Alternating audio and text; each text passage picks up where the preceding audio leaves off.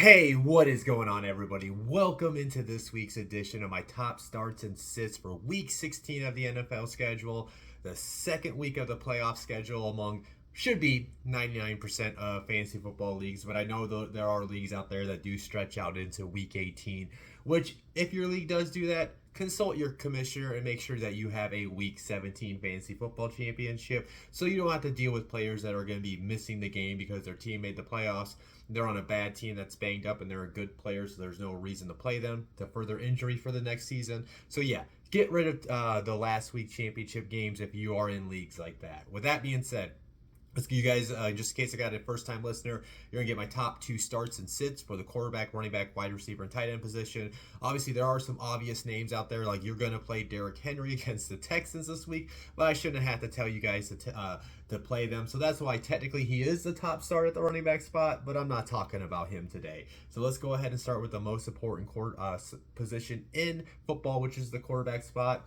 My top starts, going with a couple veterans and one guy that used to win people fantasy football championships a lot back in the day. It's definitely been a down year for him, but I could see him having a bounce back performance here this weekend. Aaron Rodgers against the Miami Dolphins. The Dolphins are giving up 21.3 points per game to quarterbacks this year. That is the second most allowed in the NFL.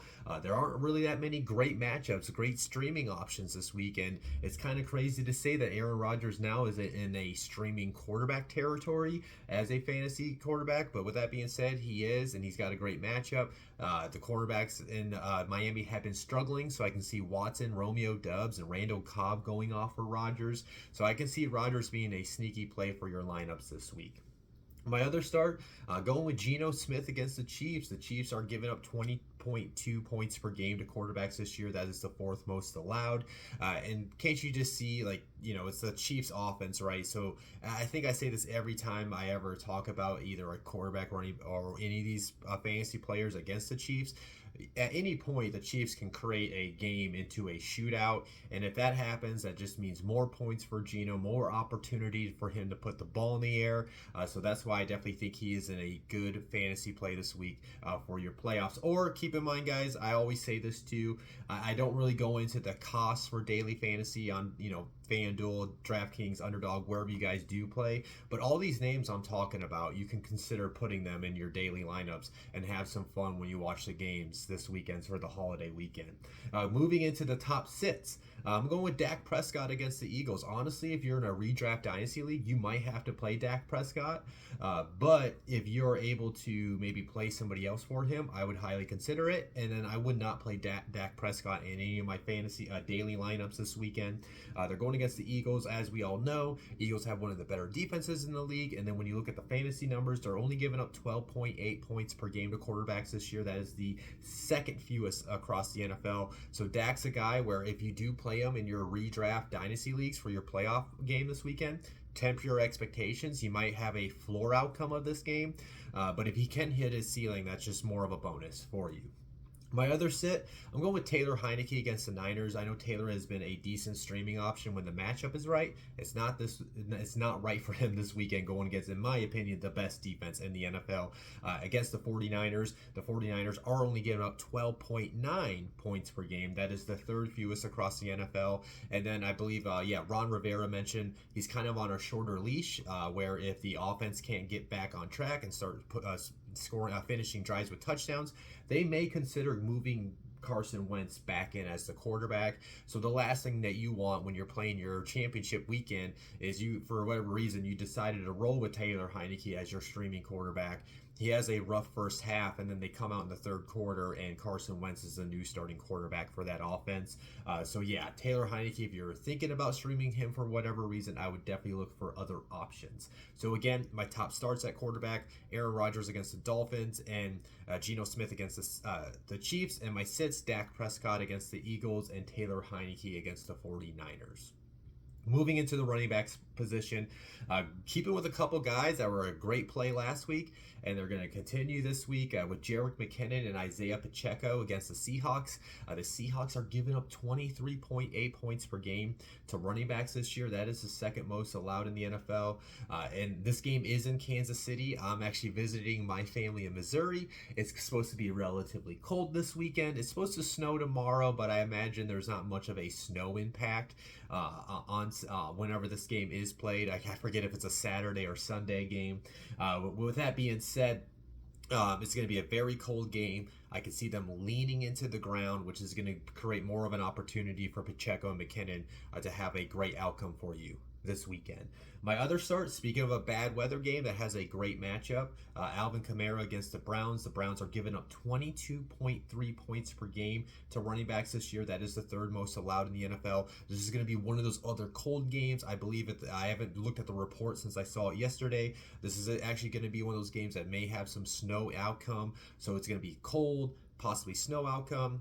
Leads to bad, ugly football. What does bad, ugly football consist of? A lot of running. So I can see Alvin Kamara getting a lot of touches, a lot of dump offs in the screens. They're not going to look to push the ball down the field if the weather is indeed bad on Saturday.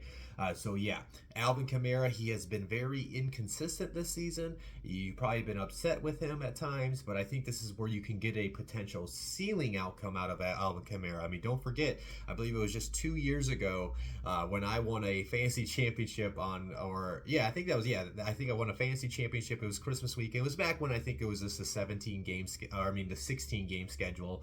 And Alvin Kamara had, I want to say, 6 touchdowns. It was either Christmas or Christmas Eve. So hopefully you can repeat that for you and carry you into the championship game. My top sits, though. These are guys that maybe you do have to play a Brian Robinson because of how he's performed and what you have at your running back spot, so you may want to temper your expectations. But if you can, I would look to avoid putting Brian Robinson and Antonio Gibson in your lineups this weekend against the 49ers. I don't have to, like I just said about Taylor Heinicke, Niners have the best defense in the NFL, and when you look at in terms of fantasy, they're only giving up 10.5 points per game. That is the fewest amount in the NFL. These guys are already splitting that backfield. If they split the backfield, there's not a lot of points to go around. So yeah, if you have Brian Robinson and Antonio Gibson, I know Robinson's coming off that strong performance this past week, but I would look to avoid him this weekend if you can. My other sits, Joe Mixon and Samaje Perine against the Patriots. Now, Joe Mixon, redraft Dynasty Leagues, guys, you're going to play him, but just temper your expectations that he's going to be closer to his floor this week. Similar, like I said, to Dak, if he can overcome this matchup and reach his ceiling, that's more of a bonus for you. They are going against the New England defense, which is only giving up 13.3 points per game. 2 running backs this year. That's the second fewest amount in the NFL. I know Perine's even been a decent flex play right when Mixon came back, but I would not play him at all. So yeah, these are names that I would not have in my daily lineups this weekend when you put those together. So again, my top starts at running back, Jerick McKinnon and Isiah Pacheco against the Seahawks, and then Alvin Kamara against the Browns. My sits, Brian Robinson and Antonio Gibson against the Niners, and then Joe Mixon and Samaje Perine against the Patriots. Moving into the wide receiver position, my top starts, a guy that I think is finally going to pay for his draft position. I know he's been very inconsistent because of the team that surrounds him and the quarterbacks he's been playing with throughout the year. But DJ Moore against the Lions. The Lions are giving up 26.1 points per game to wide receivers this season. That is the second most in the NFL. He's their top dog in that wide receiver corps. He's going to get the volume of targets that you want to see. The matchup is great. So this is setting up for Moore to have one of his ceiling performances. And then if you're putting together a daily lineup, I know I don't have the name listed there, but with how many points they give up to wide receivers this year, Terrace Marshall Jr. might be a sneaky play on daily lineups this week. So consider that as well. Now, my other start, going with the Darius Slayton against the Vikings. Darius Slayton is obviously the guy that's getting most of the targets in the wide receiver room. In New York, there's not a lot of room not a lot of love to go around because of how the lack of players they have in the wide receiver room. So that's setting up for Darius Slayton to take advantage of this great matchup against Minnesota. The Vikings are giving up 25.5 points per game to wide receivers this year. That is the third most in the NFL. And then another sneaky play for a daily lineup on this, since there are so many points going around, and I'm only listing one name because as far as DJ Moore and Darius Slayton, those are guys I trust in redraft and dynasty league and championship week. As if I'm putting together a daily lineup and looking for a cheap play, another name from New York might be Richie Grant. He's really come along in the last couple weeks. It seems like he's got some chemistry with Daniel Jones, so that could be a sneaky play for you as well. Moving into my sits, guys I would look to avoid.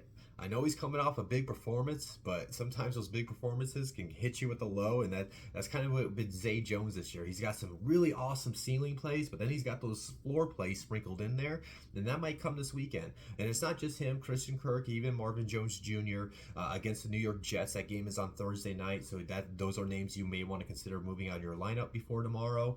They're going against, like I said, that Jets defense. The Jets defense have one of the better units in the NFL, and in terms of fantasy, they're only giving up 17.3 points per game to wide receivers. That is the second fewest in the NFL. You got the literal wide receivers, and you even got that tight end, Evan Ingram there. So, with how good that defense is, and there's a lot of room, a lot of balls to be spread around in that unit with the matchup being wrong, I could just see a lot of these guys hitting their floor on Thursday night. My other sit, I'm going with Juju Smith-Schuster and Marquez Valdes-Scantling against the Seahawks.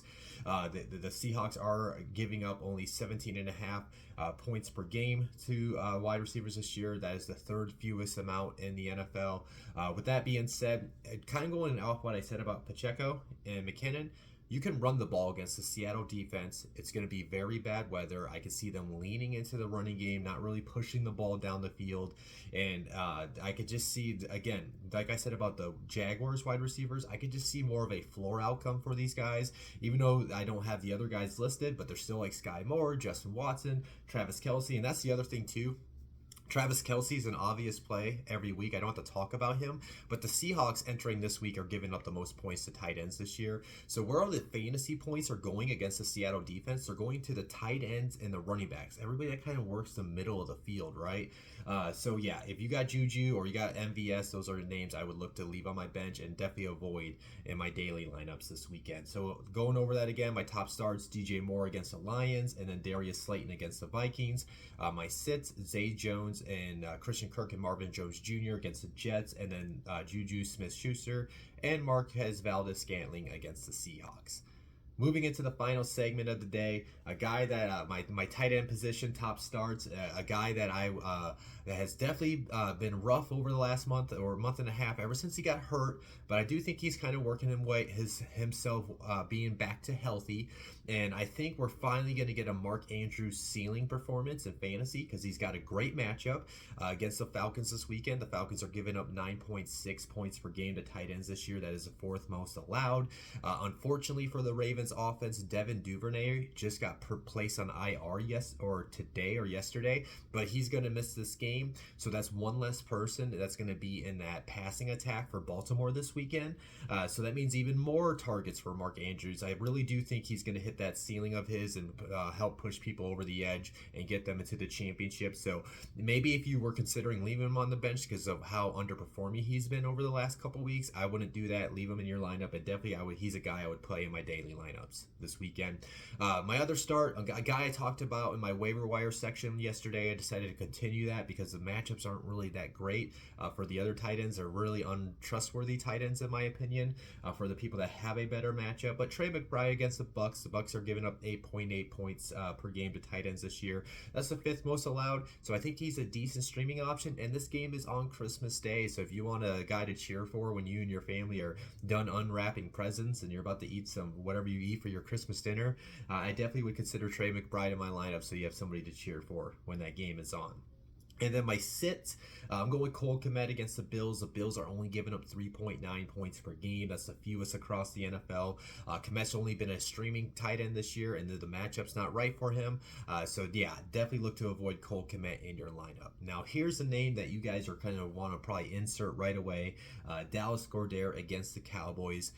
There's a couple reasons for me not to play him. I really don't like playing players in their first game back from injury. I know some players can overcome that and get right back and be acclimated and doing what they were doing prior to they getting hurt. But as of right now, we don't know what his workload's going to be. Is he going to see the same amount of snaps? Are they going to work him in slowly where maybe he only sees 50% of the snaps? Maybe they only give him 25% of the snaps that he's been used to, and they're just going to kind of get him slowly work back in the offense for the potential playoff run for Philadelphia. And then when you look at the matchup, they're going against the Cowboys. The Cowboys are only giving up 4 points a game to tight ends. That is the second fewest in the NFL. And then we don't know if Jalen Hurts is going to play this Sunday. It does sound like more than likely it's going to be Gardner Minshew. So not that Minshew's a terrible quarterback, but he hasn't played in since late last year whenever Jalen got hurt. So yeah, we don't know if him and Goedert, especially with Goedert being on IR, they really don't have many reps together this season. So is the chemistry even going to be there? So if you've had a tight end you've been able to rely on while Goedert has been on IR, I would honestly stick with that tight end, see how Goedert looks this weekend, and if everything looks fine, then you can play him when you get to your championship game next week. So again, my top starts: Mark Andrews against the Falcons, and then Trey McBride against the Bucs, and my top sits: Cole Kmet against the Bills, and then Dallas Goedert against the Cowboys. So yeah, that is this week's top starts and sits. As I promised, guys, I wanted to get this edition out to you early, with it being the holiday weekend, Christmas weekend coming up. I'm sure a lot of you guys are going to be busy. I know I'm going to be busy over these next few days, spending time with family and visiting the friends as much as I can before I head out of town. With that being said, next time you guys will see me, I'll still be here, so I'm actually going to drop my Tuesday edition of Waiver Wire and Streamable Defenses for Championship Week. I will drop that next Tuesday, probably like around the same time, early afternoon. And then my start sits video, that is up in the air as far as when I will release that next week. I'll have more for you guys on next Tuesday. With that being said, if you haven't subscribed to my channel, hit the subscribe button. If you haven't liked this video, make sure you do hit the like button to show some support. And then as always, if you have any questions, please get in my comment section. I'll return any comments as soon as I can. You can get in my DMs on my social medias. You can follow me at Cody Talks NFL on the platforms that I am on. And then as always, you got my number. Shoot me a text and I'll get right back to you as soon as I can. With that being said, I'm going to hop off here, guys. I hope you guys enjoy your holiday week. Have a happy holidays. Merry Christmas. Go win your game. Let's get to the championships next week. And I'll talk to you then. Peace out.